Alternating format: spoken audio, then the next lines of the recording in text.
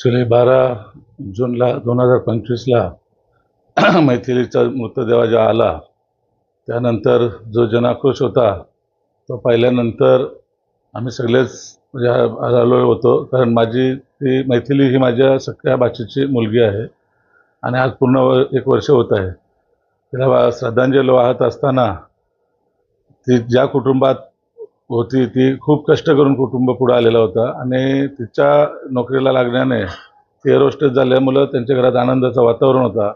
अशा वेळेला कालाचा जो घात झालेला आहे त्यामध्ये मैथिली गेल्यानंतर त्यांचं कुटुंब पूर्णपणे उद्ध्वस्त झालेलं आहे.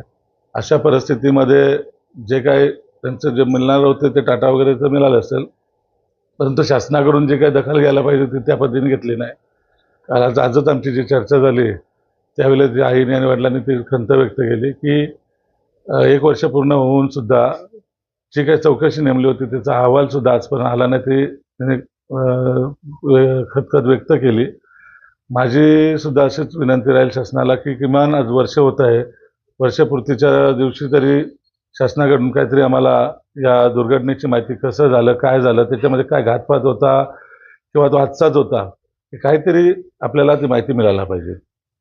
दुसरी गोष्ट अशी की आता तो कुटुंब जे काही भेटला असेल त्यामध्ये त्यांचा उदरनिर्वाह होईल, पण ती काही बाजू भरून निघणारी नाही. आता त्यांची मुलं जी शिकत आहेत, मुलगी आता त्यांची कॉलेजला आहे, मुलगाही 12वीला आहे.